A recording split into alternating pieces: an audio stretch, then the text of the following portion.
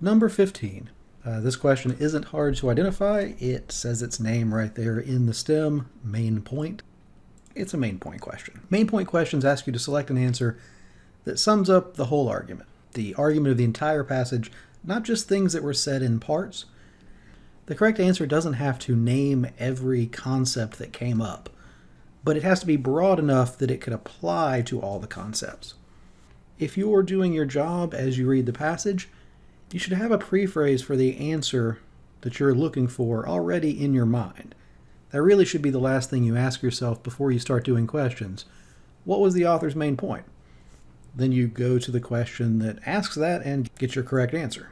As we discussed in the setup video, the author's main point here is basically that putting things on the web isn't a copyright violation. There are other better ways that they can control their copyrighted material. So we go to the answer choices. Answer choice A. Now this is the main point of the passage. It doesn't use the term web users, it doesn't use the term owners of copyright, but it describes the argument that they were having. The owners of copyright said it was infringement and we need to change the laws. The web user said, no, it's not, and don't change the laws, please. The author sided with them saying, no, it's not, and don't change the laws, please, which is what answer choice A says. So that's a pretty good answer. Let's take a look at the other answers just to say why they're wrong. This is a good example of a half right, half wrong answer. The first part of this, changes in copyright law in response to the development of web pages and links are ill-advised. That's absolutely what the author thinks.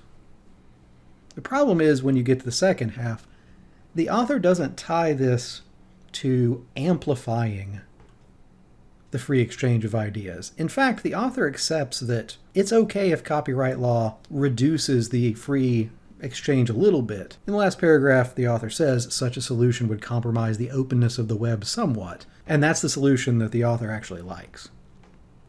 So, answer choice B starts out great, ends terrible. It's not our answer. Answer choice C.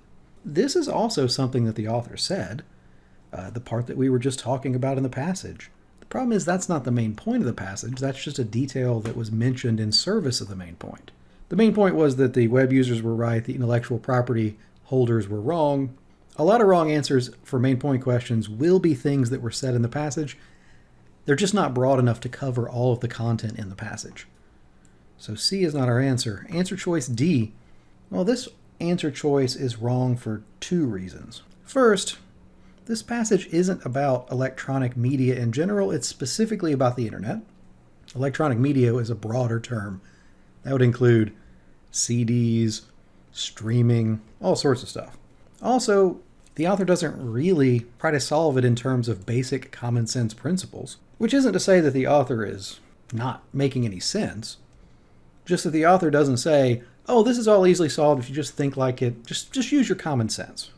The author never says that, so answer choice D can't be our answer. Answer choice E. This answer choice might seem good at first because it does get the side right. The author is on the side of the people who use the web, not on the side of the right holders, but it mischaracterizes what the rights holders were saying. So they weren't advocating for a radical alteration of copyright laws. They just wanted them extended. So this is not a fight that the author weighed in on.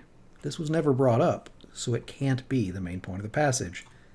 Thus, the answer is answer choice A.